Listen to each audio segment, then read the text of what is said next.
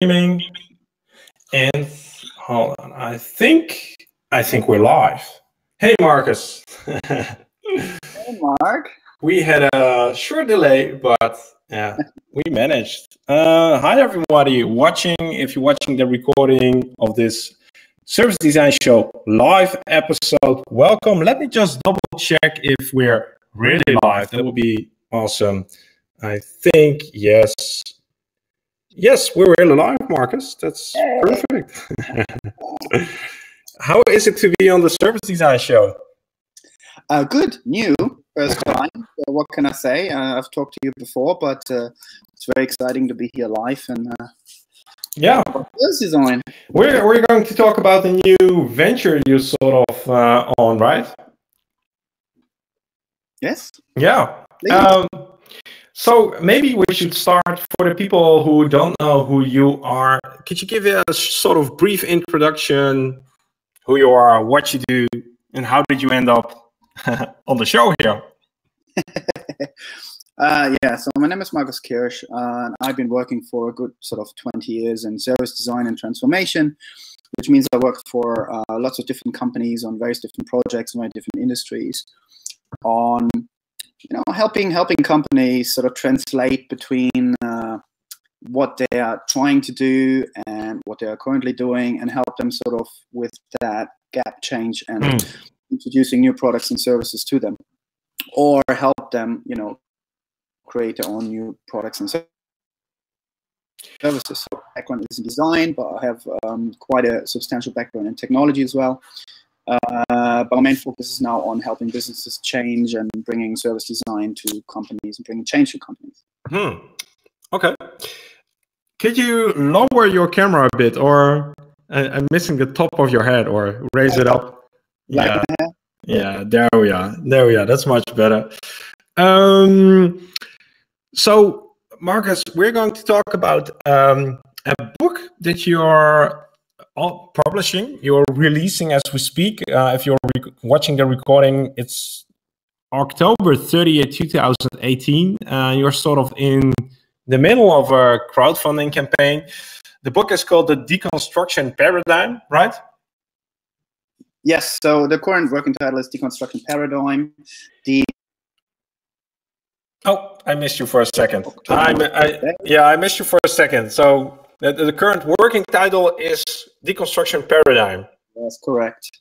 And the crowdfunding campaign is still running till Friday. So okay. In the last sprint of it, so to speak. And yeah, it's a book about design, business. It's looking back at the Industrial Revolution and how we were structuring businesses at that point, looking at roundabout, let's say, between the last 20 or 50 years of when. Yeah. Hold on. You're way too fast. Deconstruction paradigm. So my first question to a lot of authors is, what made you write a book? Why did you torture yourself into writing a book?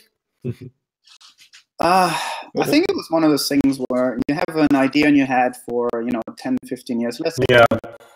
And it's one of those things that you just can't kill it. It keeps popping up, it keeps evolving, and eventually it feels like you have a substantial theme there that sort of feels rich enough to maybe be able to write. First of all, maybe be able to write about it. I've done plenty of article writing in over the years, but I never thought I would really be able to write a book.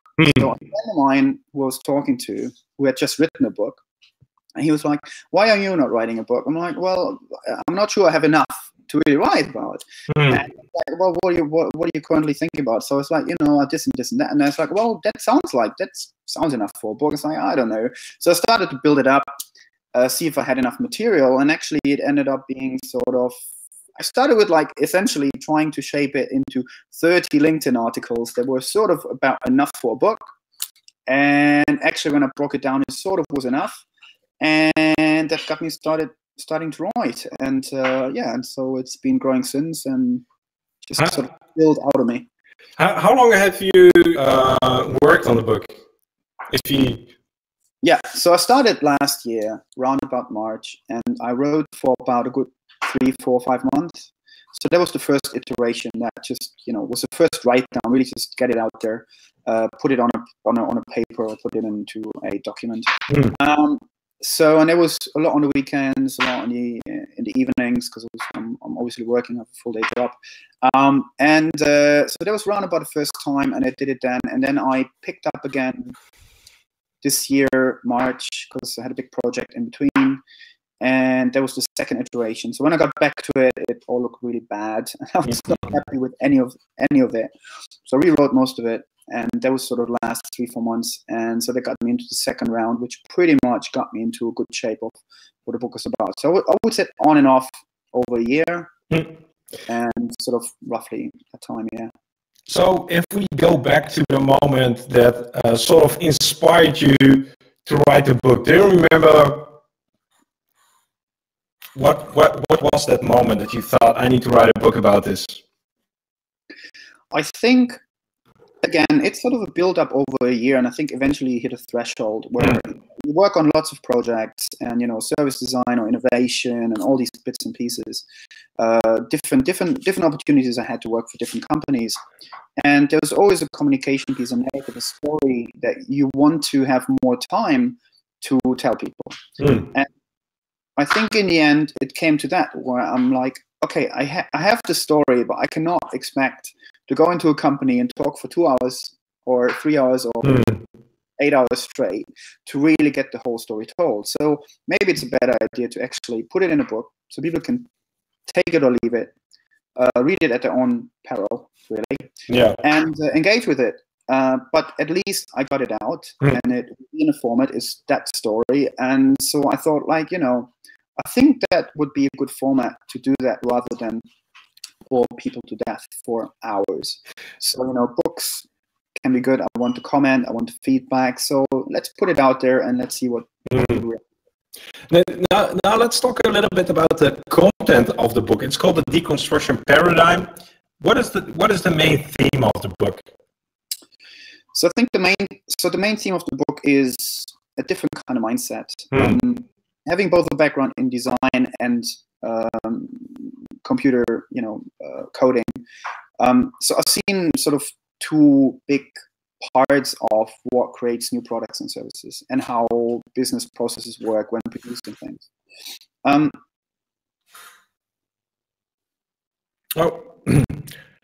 We lost you for 5 seconds there. So. Okay. Where did you lose me? So I have And it was interesting to see how new tools and new thinking of how to actually create things create a new mindset.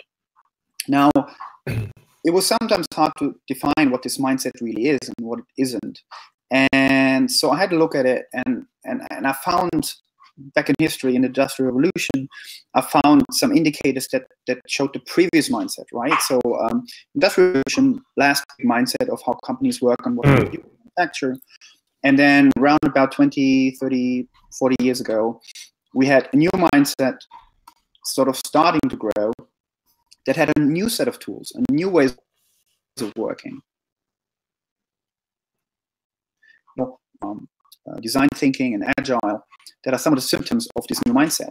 But the mindset itself wasn't really talked about. So I thought, okay, in my book I can maybe describe that a little bit. So first part is the back history, second part is the new mindset, and the third part of the book is examples of how to apply this new mindset based on the experience that I have and interviews with CEOs and CIOs that I've been talking to over the last couple of months. So what is this new mindset? So a lot of the new mindset has to do with deconstructing. So I found a really big similarity between the way designers think and the way engineers or software engineers are thinking. So I give the example of object-oriented programming. There's sort of a big shift in software development, for those who don't know. And it's sort of the idea that so it's sort of the idea where you look at the world and you're trying to produce something for the world or that serves the world. And the first thing you do is you break things into objects, construct. That's very much like designers are working. So designers look actually at the problem, then they break it down into bits and pieces to understand it better, to understand the system, and then they throw away what they don't want, and they keep what they want and rewire it. And that's pretty much like engineers are working. So today, we're living in a world where a lot of products and services are built by engineers and designers more and more, and they're structured like that. So we now have come to build sort of a behavior around those types of products and services, and they come from deconstructed thinking. So our behavior has become a little bit deconstructed as well. So the deconstructedness of that has been around for a while, but I don't think has really been realized and understood as this is sort of the new way of looking at things. And if you do that, so for example, for me, having done it for nearly 20 years, a lot of the new steps in how things are progressing are sort of obvious, because I look at it in a deconstructed way. And friends of mine who are either designers or programmers in that sense say, oh yeah, it's sort of the obvious next step. But for a lot of people who don't have that knowledge or that mindset, are sometimes confused or overwhelmed, or as all sorts of labels. When you look under the hood and look at it in a deconstructive way, it actually makes all sense. So my aim is to explain that paradigm, explain that mindset, and if you apply that, you'll hopefully understand things a little bit better. And what are some characteristics of this deconstructive mindset? Sorry. Characteristics. Yeah, so how do we recognize it, or what are the big differences compared to the previous mindset?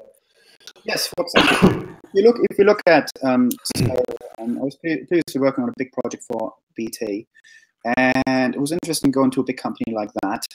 It's probably representational for a lot of big companies, and the way they're still developing software is very, version based. So you have huge times of development, and then a new version comes out, and you look at new ways of working like Agile, for example, and new ways of producing, and they're all hacked into bits and pieces. So it's like a way more iterative process of doing so.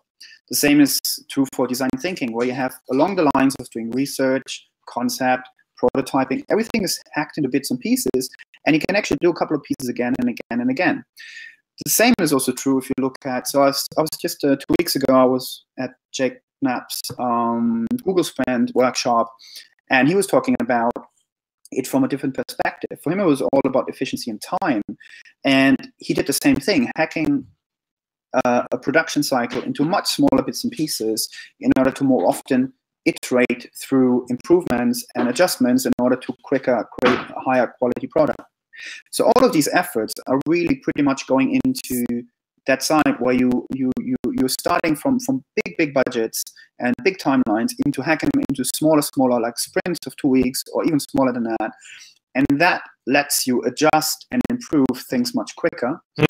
Also keeps you from failing into spending months and months on going the wrong way and adjusting it more easily. So that's a big benefit. And so it's basically turning ideas into actions as fast as possible. Yes. So from a production perspective, steps are much smaller. If you look at the way the services and products are designed and the experiences, it's the same things.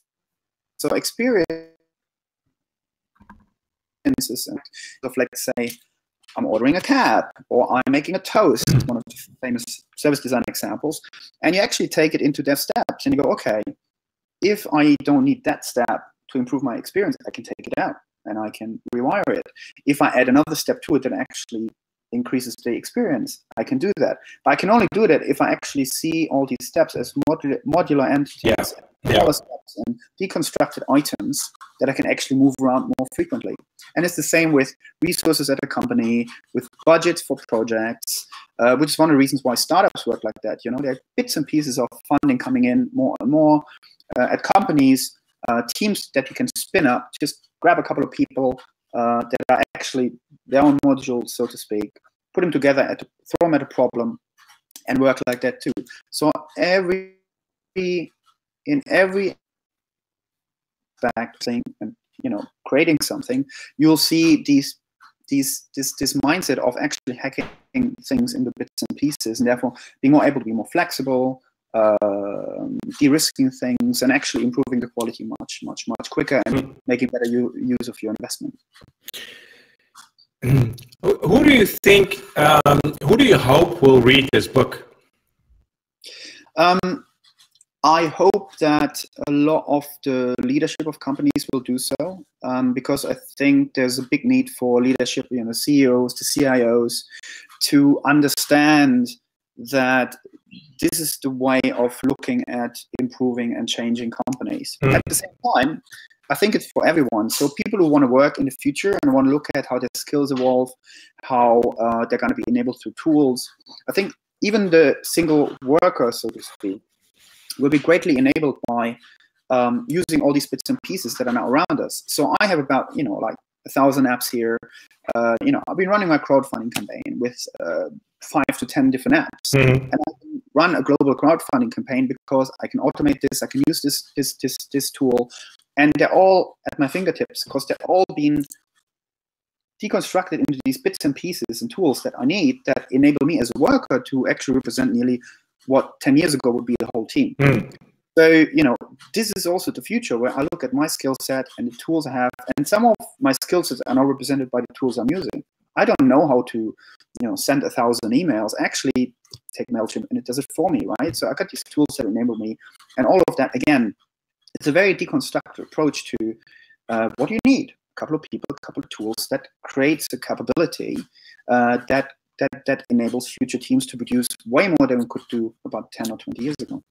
And I'm thinking about Henry Ford and the conveyor belt. No, it's not the conveyor belt, but what's the name of the assembly line? The assembly line. Yes. How does that relate? Because he was also deconstructing, but it was deconstructing not for quick iteration, but to maintain a steady quality or something like that.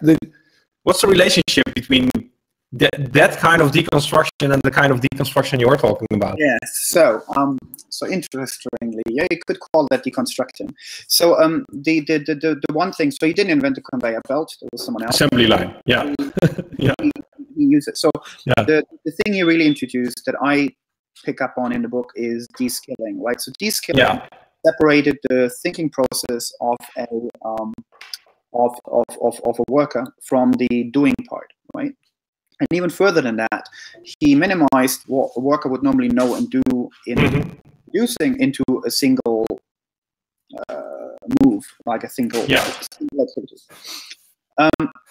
Previously, you had craftsmen that were, learning all sorts of skills and a lot of theoretical thinking behind how to create new tools, and he really decoupled that. He really de-skilled people. Why? Well, because highly trained people were too expensive, so he couldn't hire 10,000 to make mass production happen. So at the time, you can say he deconstructed them to make mass production possible. And it was a very smart idea at the time. But the main reason for that was because we didn't have robots, we didn't have communication tools that enabled complex, huge manufacturing processes or production processes. So we had to become robots.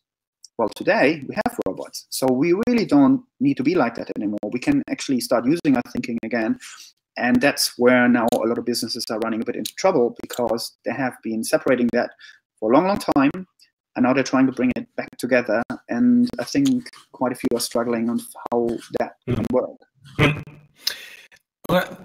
Did you yourself get any insights from this book? Any surprises while writing it? Yes, I think a positive surprise probably to say that. So with some of the people I was talking to, so while I was, I had written the first part, the first time I had written it, and I was in this big project, and I found a lot of echoes of my thoughts in the project, of seeing that the company I was working for at the time had the same challenges. Beyond that, I was talking to people like the ex-chief data officer of the British Army and a couple of other people, and they were all coming to similar conclusions under a different premise, but identifying the same symptoms of saying, well, all these vertical things, these skilled little siloed pieces, they just don't work anymore. Tim over at the British Army at the time. He was saying, we're solving all the new stuff we're solving is all horizontal. It's not vertical anymore. You know, between the gaps, we have to bring these people together, break this down, literally deconstruct the silos in order to move forward, because it's just a more complex world and we need more complex teams, and therefore this is the only way forward. So a lot of people were describing it in a different way, and I found the same a few weeks back going to the Service Design Network's global conference, or here at the Service Design Fringe Festival in London, and a lot of people were talking about the same thing. They're saying, you know, service design is a very, and I agree with that, is a very horizontal and inclusive practice, but companies are still built very vertical. Yeah, so, yeah, one of the big challenges. Yeah. This kind of sort of a bit of a thing for service designers these days. That's one of the questions we didn't touch upon, as in we're here on the Service Design Show. How does this book impact the design community? I think quite a bit. So having gone through quite a couple of years of, you know, having different labels as a designer, everything from interaction design, experience design, eventually service design, innovation and whatnot, I think what I'm really happy about is that right now, for me, it feels that service design has a good chance of being most inclusive. There are other practices as well, like enterprise architecture, business analytics, systems thinking, and they're all sort of trying to solve the same problem with different languages. And I think there's a really big opportunity to bring these things together. Again, you're deconstructing, you don't want to use multiple languages because they can act as silos. You want to maybe bring these things a little bit together. So I think, oddly enough, or maybe it's because service design has come a long way from maybe back in the 70s and all the way around through, you know, IDEO, and it's quite growing at the moment. I could tell that at the conferences that there's a new excitement about having service designers around. It's supposed to be very open, and it's happy to involve anyone from any way of life, so to speak. And I think that for me goes really nicely in line with the mindset, because the mindset has to be quite open. And for me, service design is the best place to start at the moment to really open this up. And I've seen, you know, on your show, some other videos and articles I've been reading over the last 2 weeks that, you know, people talking about design democracy and other aspects of where you go, you know, this needs to be more inclusive. You know, if I'm looking at what Jay Knapp's doing with his design sprints, he's running people through it in a day, right? In a day, people learn particular tools and sets, and they can then apply it. They're not designers, and the quality level will be different. However, people can participate. Same experience with the BT project. You know, we had people who had engineers, no design expertise, who brought them in a few days, and they would run with it. Yeah, it's learning and it's giving this shared vocabulary, I guess, and yeah, that they can participate. Tell us a little bit about the crowdfunding campaign. What is that all about, and how can we potentially help? Well, the mindset, getting me publisher, really. There's a part of it that is obviously getting the book out and saying that, you know, book is actually there and it's going to be published. It's 90% written. There's a couple more interviews I'm doing, a little bit of rewriting, but it's pretty much there. And some people get a publisher first. I just had to write it, so it's pretty much there. Went a bit the other way. But it's mainly about, so the platform Publishizer I'm on works in a way a bit like Kickstarter, and the more pre-sales I'm getting in, more pre-orders, the more publishers I'm getting exposed to. So every author tries to find a really good fit with the publisher. It's quite important. Yeah. And so the more I see, the more I can talk to, the better. That means that, so the more pre-orders I get, at the moment I'm aiming at least at 200. That would be great till Friday. If it's more, it's better.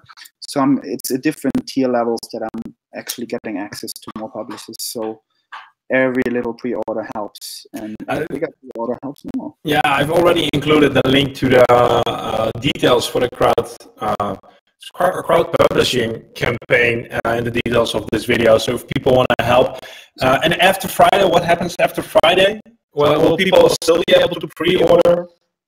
That's a good question that I actually don't have an answer to yet. So I think, given my Kickstarter experience, I think things can still come in, and I think they're going to be sort of added somehow. Yeah. You know, we're not going to turn people away. Not to sell more books, of course. So I think everything will be open. I'll have a chat just to confirm.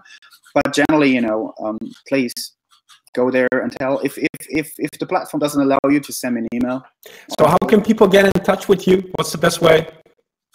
So the crowdfunding platform has a page, and if not, go to the deconstructionparadigm.com. So that's my book page, and you can get in contact with me there. And the same is for, I think, included with some of the bigger packages of multiple copies to your order. You know, I'm happy to come with thoughts, like I just did at the festivals, talking about it. And there's lots of different aspects in it, from, you know, teams to people to skills to budgets to all sorts of things that could be relevant for you and the way you work on projects. So cool. Well, thanks for sharing the Deconstruction Paradigm. I hope this will be a successful launch, and I'm sure it's an interesting learning experience for your next book that you will surely create after this. Yeah. So yeah, some ideas already. Yeah, that's true. I can imagine. It's never the last one. So Marcus, thanks. It was fun having you on this live episode of the show. If you've watched this recording and you've come this far, thumbs up for you. Great that you stuck around with us till the end. If you have any questions for Marcus, reach out to him. If you have any suggestions for any live episodes we should do in the future, let me know. You can find me on LinkedIn, or you can find my email here. So once again, Marcus, thanks, and good luck with the book, and let's stay in touch and see how it goes. Surely. Thank you so much, Mark, and thank you everyone for listening, and please get in touch. All right. Now let's see if we can find the end stream button. There's a big one here, so let's see what happens. I think it will be